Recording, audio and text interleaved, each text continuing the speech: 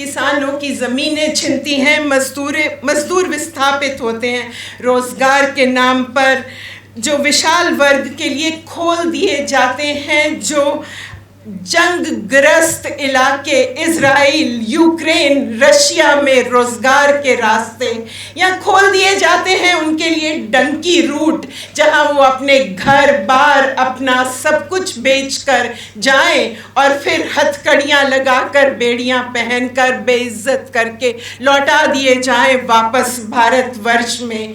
ये है इस विकास का ये मॉडल, और जिसके अंदर छोटे रोज़गार उजाड़ दिए जाएं जीएसटी और नोटबंदी के साथ, और महिलाओं को बाहर कर दिया जाए रोज़गार के हर या एक नागरिक होने के तौर पर भी, और उन्हें बदल दिया जाए एक वेलफेयर कैटेगरी में, जो हर इलेक्शन के समय 2000-2500 के जो उनको वादे और बहकावे हैं उनमें झोंक दिया जाए।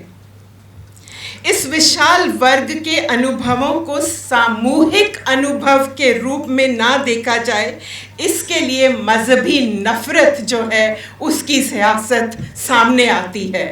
ये कभी सामूहिक ना बने, ये कभी इस तरह से ना बने कि जो मार्जिनलिटी का एक सामूहिक अनुभव है वो बन ही ना पाए। हर सेक्शन, हर छोटा वर्ग अपने ऊपर उत्पीड़न के वार में ही उलझ जाए।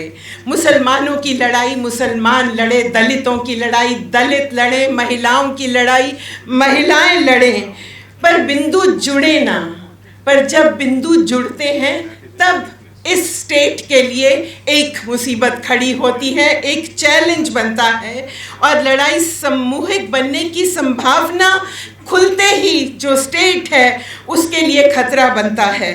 शाहीन बाग आंदोलन एक ऐसी मिसाल थी जहां नागरिक संशोधन जो बिल था, जो मुस्लिम विरोधी था, उसको एक चुनौती दी गई, और इसे भारत के गरीब और हाशियाग्रस्त वर्ग के लिए भी खतरनाक माना गया। एक व्यापक लड़ाई की शुरुआत हुई जो भारत भर में फैली। मैं याद दिलाना चाहती हूँ एक एग्जाम्पल देके, और उसमें ख़त्म करूँगी कि 16 फरवरी 2020 की विशाल मलेरकोटला की रैली, जो शायद हिंदुस्तान भर में हो रही सबसे बड़ी रैलियों में शामिल थी, जिसमें सिख समुदाय के किसान महिलाओं के हरे और केसरी दुपट्टे और हजारों की गिनती में अपने लिबासों में बैठी हुई मुसलमान औरतें, जैसे एक जन सैलाब था लाखों की गिनती में मलेरकोटला की धरती पे वो लोग जमा हुए थे। पंजाब भर से बसें, ट्रकें, ट्रॉलियाँ आई थी जिसमें किसान शामिल थे, जिसमें मुलाजिम शामिल थे, जिसमें मजदूर शामिल थे, और वो वहाँ पहुँचे थे मलेरकोटला।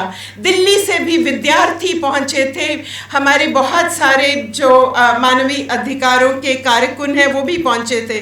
मुस्लिम विरोधी नागरिकता का संशोधन कानून वापस लो का नारा फिजा में गूंज रहा था, पर उसके साथ ही ये जनसमूह मांग कर रहा था, यूएपीए रद्द करो, एनएसए रद्द करो, नौकरियां दो, हमें सीए नहीं, हमें रोजगार की गारंटी का कानून चाहिए। वो एक ऐसी जगह थी, जो एक जगह ऐसी बनी जहाँ पर लोगों ने मांग की कि 15 दिसंबर को जो जामिया की यूनिवर्सिटी में जामिया के स्टूडेंट्स के ऊपर जितना अत्याचार हुआ था उसके दोषी पुलिस कर्मियों को सजा दो। ये सारे नारे उस जगह से उठे थे, बिंदु जुड़े थे, जहाँ पे हमने देखा था कि जो पंजाब भर के जो जितने वर्ग थे उन्होंने अपनी आवाज़ एक ऐसे कानून के विरोध में मिलाई जो एक पूरी तरह से फिरकावाराना कानून था। जो इस सारे कार्यक्रम का आयोजन कैसे हुआ? इस सारे कार्यक्रम का आयोजन किसान जत्थेबंदियों ने किया। वो हफ्तों गांव-गांव जाकर, घर-घर जाकर उन्होंने लामबंदी की और ये नतीजा था कि उस लामबंदी का कि इस कानून को आम जनता के ऊपर हो रहे हमलों को सामूहिक तौर पर महसूस करने की चेतना जो थी वो लोगों को दी गई। एक की संभावना को जन्म दिया गया उस सारे पैगाम में, और इस पैगाम ने इस लड़ाई में, और पैगाम यही था कि इस लड़ाई में मुसलमान अकेले नहीं हैं, ये मुसलमानों की लड़ाई नहीं है, इस लड़ाई में हम सब लोग शामिल हैं और इसके खिलाफ आवाज़ भी उठाएंगे। उसके बाद किसान शाहीन बाग आए और एक और जो एक की संभावना थी वो खुलती चली गई, जो बाद में जब किसान आंदोलन दिल्ली की बरूहों पे पूरे 13 महीने चला, उसमें वो एकजुटता, वो सॉलिडारिटी, वो सामाजिक विभाजन की दूरी जो थी वो पूरी तरह से सामने आई। और इसके बाद ही एक चेतना का, का सॉलिडारिटी का, सामाजिक सरकार का सामाजिक बांट वाली राजनीति को सीधा चैलेंज था, और इस चैलेंज ने सरकार को हिलाया और इसे कुचलने के लिए बहुत सारे जो अत्याचार हैं जिनको आज हम सुबह से सुन रहे हैं, जिसमें विद्यार्थियों की लंबी गिरफ्तारियां, यूएपीए उनके ऊपर थोपे जाना, और जो दिल्ली दंगे जो हैं वो उसका अंजाम निकले, जो आज भी हिंदुस्तान की बॉडी पॉलिटिक में एक ज़ख्म है जिसको हम महसूस कर सकते हैं। इस सब का जवाब क्या है? आज हमारे कई साथियों ने ये बात की कि हम आगे कैसे जाएं, इस सब को आगे कैसे लेके जाएं। मैं सिर्फ ये बात कह के ख़त्म करना चाहती हूँ कि इसका जवाब सिर्फ और सिर्फ मेरी समझ में एक व्यापक एकजुटता बनाकर ही हम कर सकते हैं। जो अलग अलग जत्थेबंदियाँ, समूह या ऑर्गेनाइजेशन जिनके साथ हम सब जुड़े हुए हैं, आज ये हम सब की, जो नॉर्थ ईस्ट दिल्ली से नहीं आए, जिन्हें सुबह से कहा जा रहा है हम शहर से आए हैं, हम दूसरी जगह से आए हैं, ये ऐतिहासिक जिम्मेदारी हमारे ऊपर पड़ती है कि हम इस सांझ को कैसे आगे ले जाएं और इस बांटने वाले प्रोजेक्ट को किस तरह टक्कर दें। एक दूसरे के प्रति संवेदनशीलता होना शायद सबसे पहला पिलर है इस चीज़ को आगे ले जाने का।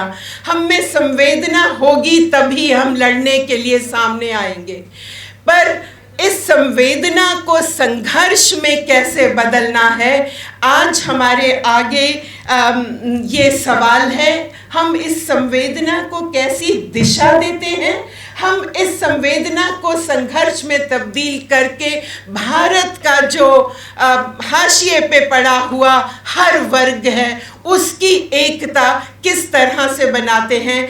आज मैं चाहती हूँ कि मेरा ये चैलेंज है, ये मैं आपके साथ भी साझा करती हूँ। हमें सिर जोड़कर बैठना होगा, ये सोचना होगा कि हम अपनी संवेदना को अगले पड़ाव में इंसाफ की लड़ाई में कैसे लेकर जाएं। आपका बहुत बहुत शुक्रिया।